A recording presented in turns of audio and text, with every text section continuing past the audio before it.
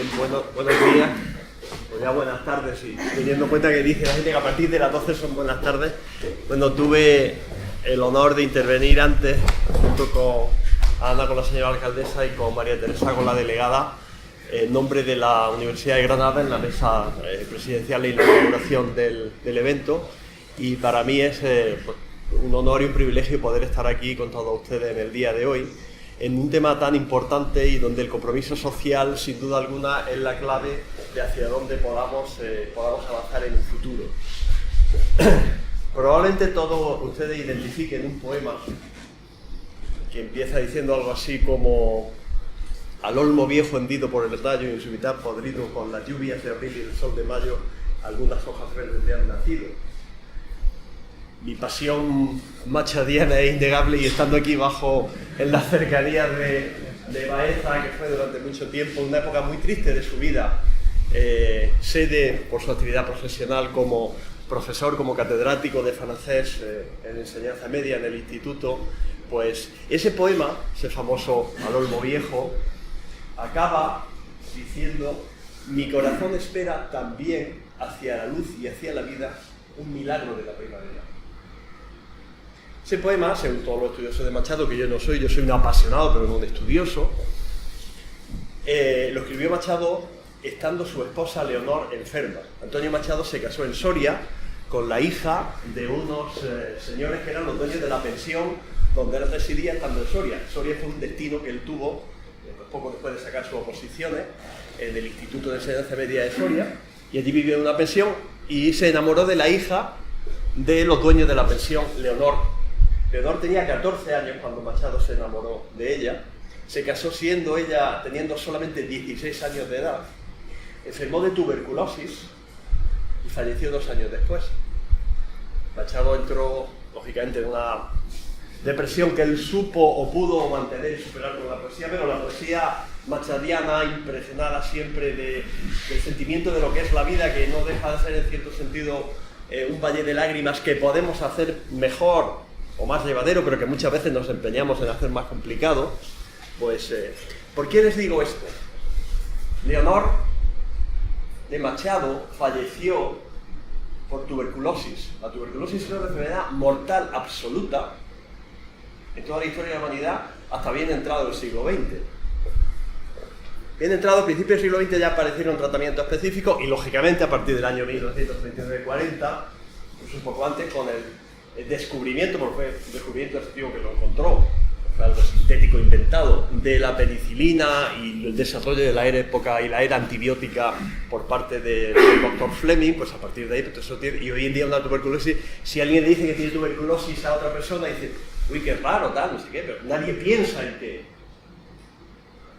con el cáncer pasará igual, antes o después. Antes, tuberculosis equivalía a muerte, en un plazo más o menos cercano. No todo el que tenía tuberculosis moría, la mayoría sí. Alguna gente sobrevivía más tiempo, otros lo hacían menos tiempo. El cáncer, estamos en ese camino. Pero claro, para ese camino hay que, como decía Macarena anteriormente, investigar en diversas vías. Esto es muy complejo. Ella lo ha simplificado, pero es muy complejo. Ustedes vieron ahí una diapositiva que a veces se veían las cosas con todas las flechitas. Eso a su vez uno se mete dentro. Hay gente que se pasa toda su vida estudiando una de las flechitas a ver si tiene vuelta por atrás. Si nosotros en España, en el mundo, en donde quieran, invertimos una cantidad X de dinero en investigación contra el cáncer, porque sea una cifra, pongamos una cifra en España, no lo sé ahora mismo, pero pongamos que se invierten 1.000 millones de euros y se consigue un resultado X. ¿Ustedes piensan o estarían de acuerdo conmigo, porque yo sí creo que sería así, que si invertimos el doble se conseguirían más resultados? Yo no voy a decir que si invertimos 2.000 millones se consigan 2X de resultados, el doble. Pero, hombre, si se le da a gente que no sea muy tonta, muy torpe del todo, si usted le da el doble de dinero, a lo mejor no se consigue el doble de resultados, pero se consigue 1.3. Y si usted le da el triple a gente que siga siendo no muy tonta, conseguirá 1.7.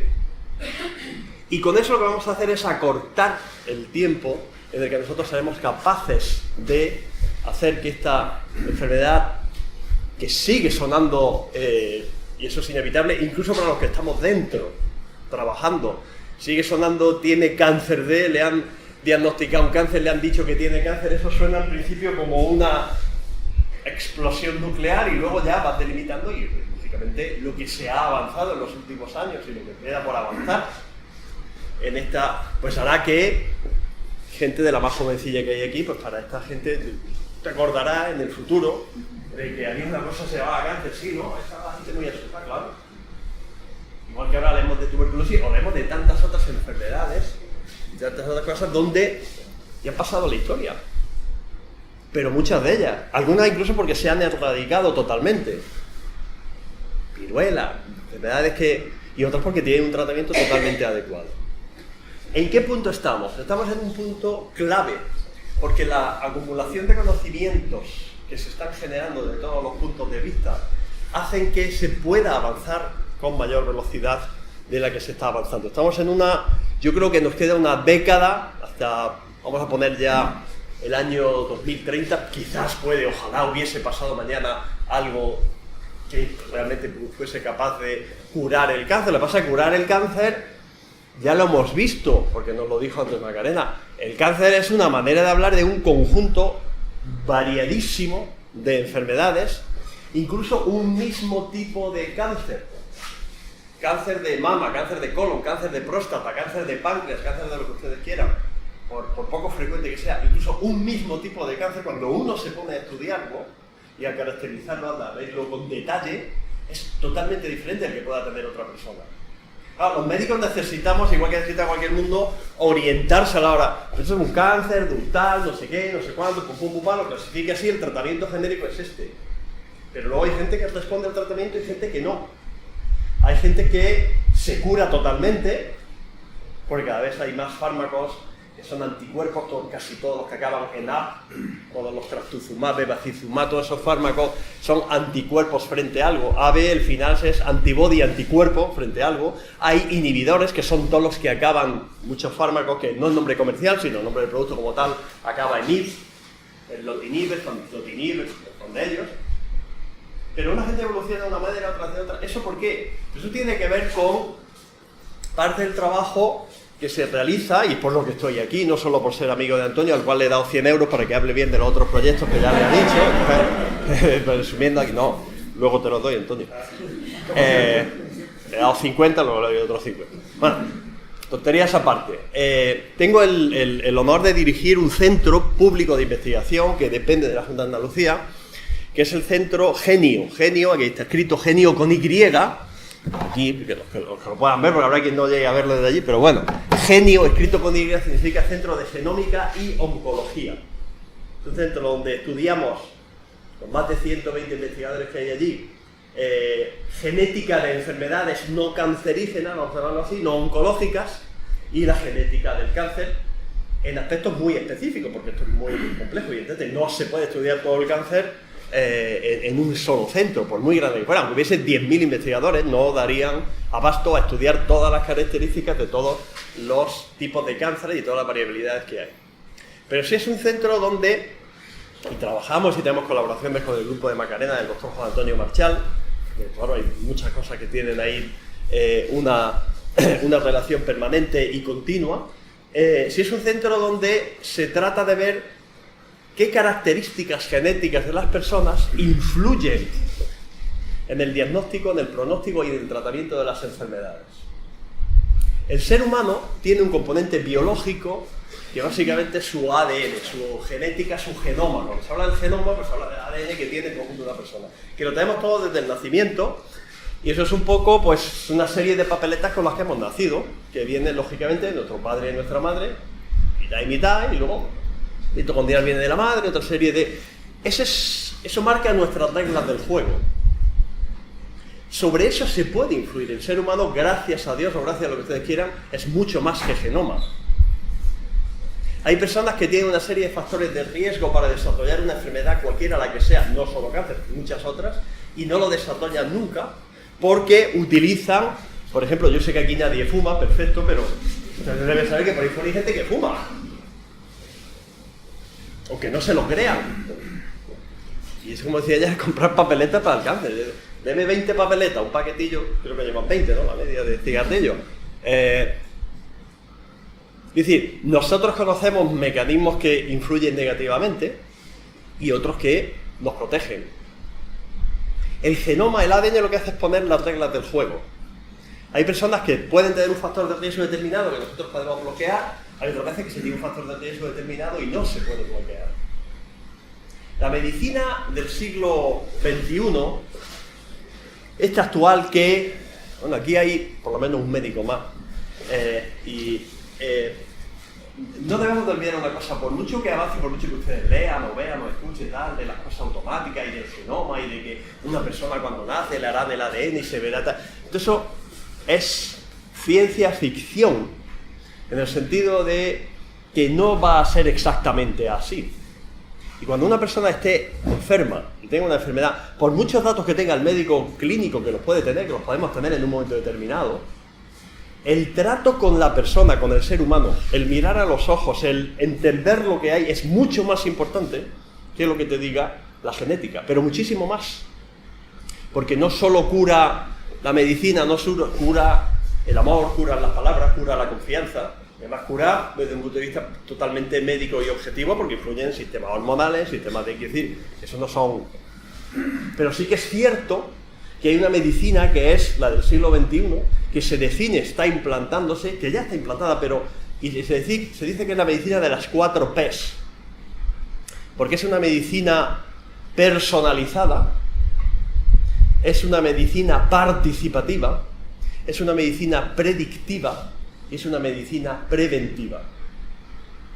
Se ha venido haciendo toda la vida, pero cada vez los médicos tenemos, aunque yo no trabaje directamente con pacientes, sino con la muestra de los pacientes y tal, muy rarísimamente estoy yo alguna vez en alguna consulta con otros compañeros, normalmente oncólogos viendo un paciente, pero todo eso se ha venido haciendo toda la vida. Lo que pasa es que cada vez más tenemos datos objetivos que nos permiten saber qué es lo que va a pasar o saber por qué están pasando las cosas. Medicina preventiva y predictiva, el genoma tiene mucho que ver con ello. Medicina preventiva significa prevenir. Y hay una prevención general y una prevención específica. Prevención general, Macarena nos ha estado diciendo antes un montón de cosas. Oiga, no tome usted cierto tipo de historia. ¿Ustedes saben que ahí ahora mismo tiene que haber en las costas españolas, vamos a no exagerar, 100.000 personas, ahora mismo, en toda la costa española, incluida la gallega y la asturiana, por mucho que digan que está lloviendo y tal, que tienen que estar bajo el sol sin ninguna protección? Porque quiero ponerme moreno. Porque somos morenos genéticos, no tenemos esa... Pero hay gente que, igual que en otros países y otras culturas, por ejemplo, asiáticos, el color de la piel oscuro es como de segunda categoría, aquí el volver. Entonces sí, pues, o hay gente que se echa factor de protección por la mañana. No es que yo me he echado factor 50, sí, pero ¿a qué hora? No, pues esta mañana cuando bajé a la playa. ¿A qué hora bajaste? A las 10. ¿Qué hora es? Las 6 de la tarde. ¿Cuántas veces te has bañado? 3. Eso no vale para nada. Es decir, conocemos a la hora de prevenir de una manera general que hay factores de riesgo. El tabaco, insisto, que hay gente por ahí que fuma. Digo por poner de las cosas que todos podemos... los rayos solares, rayos ultravioletas, tipo B, básicamente alteran el ADN de la superficie y las células epiteliales, a partir de ahí surge todo. Hay otro cuya relación está también demostrada, una serie de productos tóxicos en muchas sustancias, todo alimento cocinado, precocinado, conservado, superconservado, lleva sustancias tóxicas que en un momento pueden desatar algún tipo de cáncer y de otras enfermedades, por supuesto. Y luego conocemos otros factores que pueden prevenir y ayudarnos, alimenticios muchos de ellos. Aceite de oliva, evidentemente, estamos donde hay que hablar del aceite de oliva, pero es que aunque estuviésemos en el Amazonas tendríamos que hablar del aceite de oliva. Otra serie de sustancias y de productos, alimentos baratos, que no hay que estar ahí, que podemos estar tomando. Mira, todo eso lo tenemos para prevenir de manera general, insisto, porque puede hacerlo y debe hacerlo cualquiera. Y a veces lo hacemos y a veces no lo hacemos. Y uno se levanta y se desayuna un café con leche zumbando, corriendo tal y cual, y ya no tiene tiempo de más, y luego se harta de cualquier... Y luego, claro, aparece una enfermedad determinada, la que sea, evidentemente, Dios quiera que no sea un cáncer, y todo el mundo hay que ver, no sé qué, tal... Bueno, usted ha tenido la capacidad de prevenir. La medicina Lo que sí tiene hoy en día, con todos los datos genéticos y de otro tipo, los antecedentes familiares, todos, aquí hay personas que tienen mi edad, que son chiquillos también, pero que ya tenemos cierta edad, somos niños de cierta edad, todos nos habremos acordado de ir al médico alguna vez y que el médico haya preguntado, ¿sus padres viven o no? Pues sí, tal, ¿y qué tal? ¿Y tienen alguna enfermedad? No, mi abuelo. ¿Usted sabe de qué se murió su abuelo, su abuela? ¿Qué estaba preguntando el médico entonces? ¿Qué siguen preguntando cuando hacen estudios de antecedentes familiares? Está preguntando por genética. Porque si tú le dices al médico que tu abuelo sí sabe que se murió de un cáncer, no te acuerdas de qué, pero porque era niño, pero que era un cáncer, y que tu padre tuvo luego un cáncer de colon, y que ya el médico te sigue preguntando, y que un tío tuyo sí, ya le está saltando la alerta. No tiene un análisis genético, se lo puede decir, pero te diciendo, oiga, en esa familia hay una cierta prevalencia de lo que nosotros llamamos cáncer hereditario, cáncer familiar, que básicamente de los dos más conocidos sobre los que se hace el programa específico de prevención, que lo mencionó anteriormente María Teresa, la delegada de salud en Jaén, son el cáncer de colon y el cáncer de mama, los hereditarios, el colon, el polipóxico, el síndrome de Lynch y el cáncer de mama. Sobre eso se puede prevenir. Prevenir es una cosa, es una P, la predicción es otra cosa diferente. Predecir es tener en cuenta una serie de factores y ver lo que puede pasar porque esos factores están ahí. La prevención es una cosa que se puede hacer de manera, insisto, y se debe hacer de manera genérica. Nadie debe de fumar, nadie debe de tomar el sol de manera controlada, nadie debe de comer una serie de porquerías. Todo el mundo debería de comer otra serie de otras, todo el mundo debería hacer ejercicio físico. Eso es prevenir y se aplica a cualquiera. Predicción es decir, esta persona o este grupo familiar determinado, el que sea, que tiene una serie de factores de riesgo, vamos a evitar que esto pueda pasar. Prevenir es evitar que aquí pueda haber un incendio, predecir es que como puede haber un incendio vamos a tomar medidas determinadas. Ahí también en los estudios genéticos influyen mucho y pueden ayudarnos a hacer esa predicción de manera adecuada y adaptarnos a esa persona o a esas características de esa persona. Luego viene la tercera P de la medicina del siglo XXI, que evidentemente se está desarrollando, que es una medicina personalizada. Esto es una clave, medicina personalizada, medicina individualizada, medicina de precisión, diversos nombres que no significan exactamente lo mismo, pero que en el fondo sí significan lo mismo, que es, vamos a centrarnos en las características de una persona. Aquí tiene que haber gente que de vez en cuando le duele la cabeza como me duele a mí. No con mucha frecuencia, pero cuando te duele la cabeza. Y aquí tiene que haber aspirinómanos, o sea, gente que se toma una aspirina, acetilsalicílico, equivalente, el que sea, y se le quita.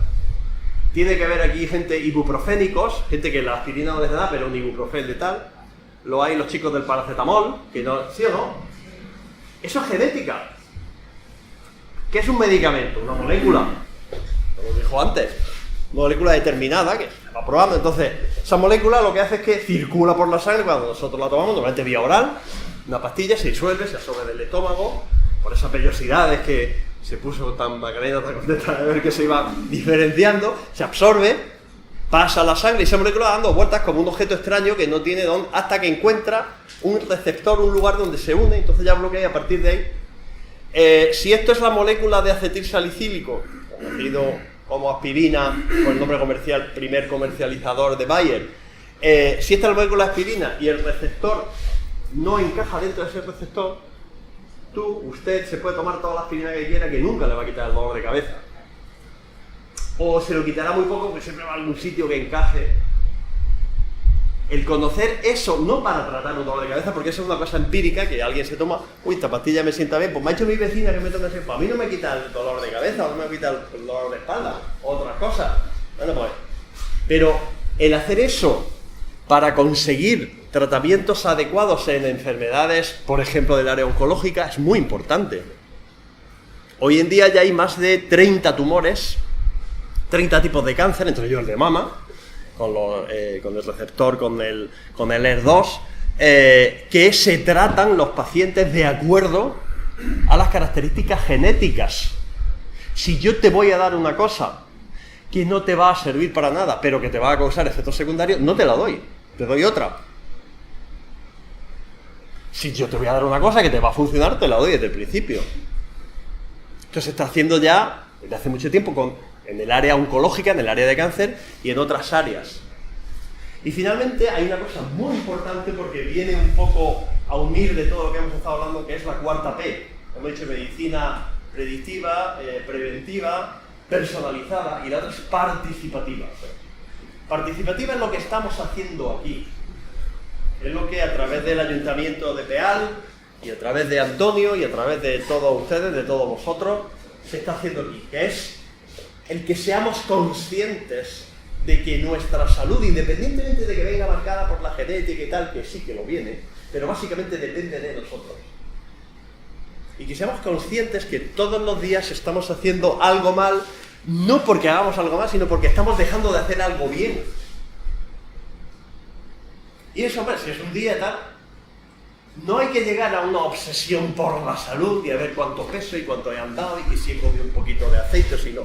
Pero hay que generar una serie de rutinas donde todo eso se pueda dar en el día a día. Y que sepamos que media hora de ejercicio físico de ese cardio activo, quiere decir que uno sude un poquito, que eso X días a la semana hay que hacerlo sí o sí, y eso es tan importante como cualquier otra cosa. Cierto tipo de alimentos, cierto.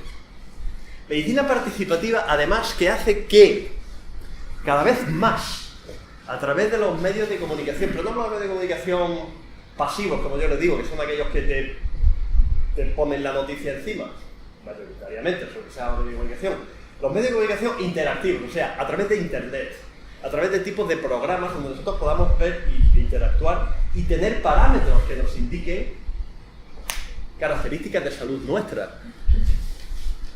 Dentro de 15 o 20 años, si no antes, podemos fijar una reunión para el 2025, lo hacemos y tal y quedamos ya, entonces volvemos a hablar aquí, todos nos comprometemos a volver. Muchos de nosotros tendremos mucho de nuestro ADN estudiado y analizado, o bien a través del Sistema Nacional de Salud, o sea, del SAS aquí en Andalucía, o bien a través de algún tipo de análisis que, porque valdrá 500 euros hacerlo, pues nosotros tendremos una serie de resultados que, adecuadamente consultados con nuestro médico, no por una interpretación libre que yo quiera hacer de lo que yo creo que, sino porque tu médico te lo diga, te diga, contrólate esto y lo otro y tal y cual. Cada vez habrá mayor posibilidad de que nosotros realmente podamos decidir y participar, medicina participativa, en el desarrollo de nuestra salud.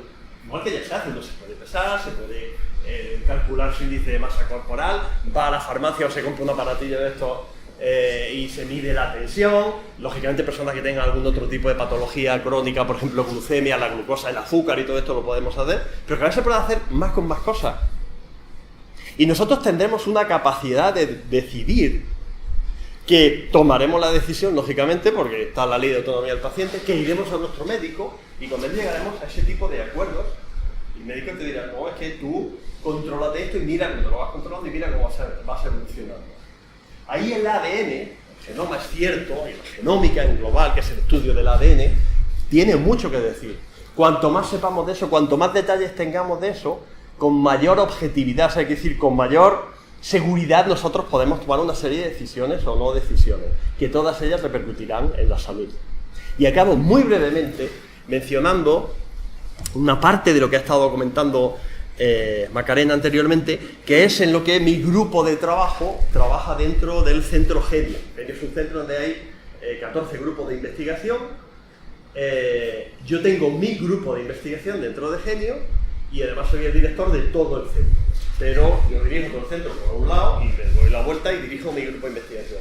Mi grupo de investigación trabaja en algo que es muy importante, que es el proceso de metástasis. Metástasis, que es la palabra maldita, porque claro, ustedes fíjense, hoy en día, y no solo hoy en día, desde hace, con los avances quirúrgicos, 20 o 25 o 30 años, teóricamente, bueno, de hecho así se pensó a principios de los años, allá por los años 20, en Estados Unidos, se desarrollaron programas de tipo quirúrgico para tratar de curar el cáncer con cirugía. Si hay un cáncer de pulmón, pues le quito, uno puede quitar medio pulmón, puede quitar un pulmón y puede quitar un pulmón y un poquillo más, si el que queda está bien.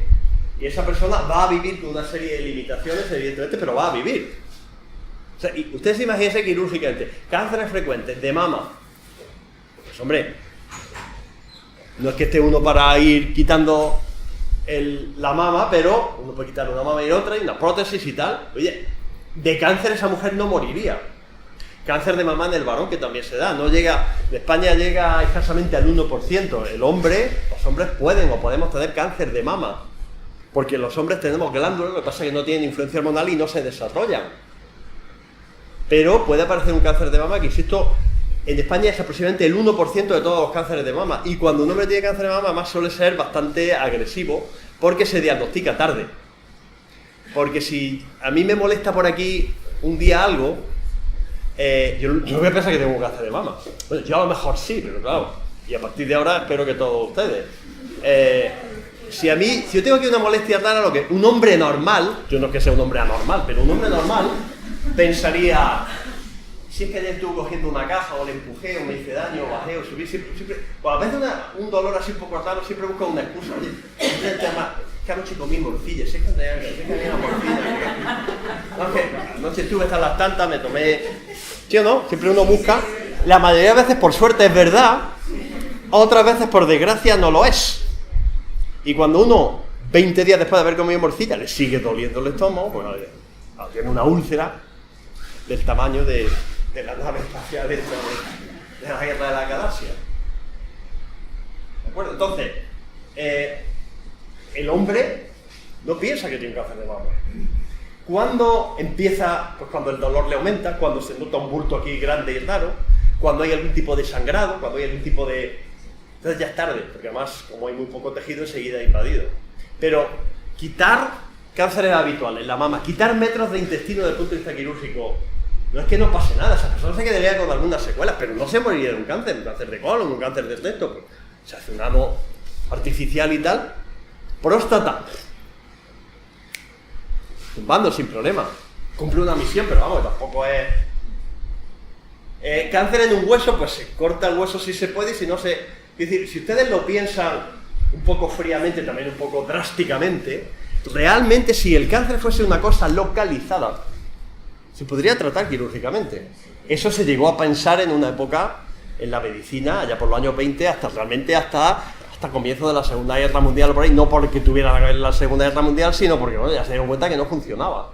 Es decir, que tú a una persona le quitabas 3/4 partes del hígado, no sé qué, no sé cuánto, y X tiempo después recaía. Entonces, claro, el proceso de metástasis está descrito, las células tumorales circulantes, que en el fondo lo que pasa, las células que se escapan previamente en tejidos abonados por los exosomas, que nos contaba Macarena, etcétera, y vas dando vueltas por ahí, el que aparezcan restos y que se desarrollen otro tipo de, vamos a llamarlo, de cánceres o de tumores en órganos distantes, es lo que realmente hace que no se pueda y que las personas fallecen. Bien, en mi grupo, nosotros lo que trabajamos es en tratar de bloquear el proceso de metástasis, el tratar de buscar las claves del por qué se produce la metástasis, cómo se puede diagnosticar y cómo se puede tratar. Es un área novedosa, hay mucha gente trabajando en el mundo en pero básicamente nosotros lo que hacemos es tomar, nos envían sangre, trabajamos siempre con gente, con compañeros médicos, oncólogos o cirujanos que tratan del cáncer, por ejemplo, cirujanos torácicos cuando hacen intervención por cáncer de pulmón, cirujanos digestivos del aparato, urólogos. Entonces, mandan muestras de pacientes y nosotros lo que hacemos es, en la sangre de pacientes, 10 mililitros, lo que hacemos es mirar características propias del tumor que pueda haber en esa sangre. ¿Y qué puede haber características propias del tumor en esa sangre? Pues de entrada las células que producen las metástasis, que es lo que se llaman las células tumorales circulantes, que fueron descritas a finales del siglo XIX por un médico australiano, que viendo muestras de sangre de gente que había muerto de cáncer, dijo, aquí hay unas células que no son células típicas de la sangre. Él no pudo, porque estamos hablando de 1885, no pudo correlacionar esas células con el tumor original, pero dijo, la gente que se muere de cáncer tiene unas células muy raras en la sangre. Claro. Nosotros aislamos las células y vemos características y nos damos cuenta que esas células unas veces son muy similares a las del tumor del cual proceden, de mama, de colon, de próstata, de todo lo que trabajamos ahí, y otras veces son diferentes. Y son diferentes por esa variabilidad que nos contaban anteriormente. Células que se adaptan y van cambiando para sobrevivir, entre otras cosas, en la sangre. Estudiamos exosomas, pequeñas microvesículas que van por ahí preparando el terreno, lanzando mensajes, interaccionando. Estudiamos ADN libre. Con todo ello lo que pretendemos es hacer una predicción dentro de las 4 P's. Intentamos hacer una predicción. No es preventivo porque no podemos prevenir el cáncer porque ya está ese cáncer en ese paciente. No es participativo porque, hombre, directamente lo es, pero la participación del paciente es, lógicamente, a expensos de lo que le diga su equipo médico. Pero sí es predictivo.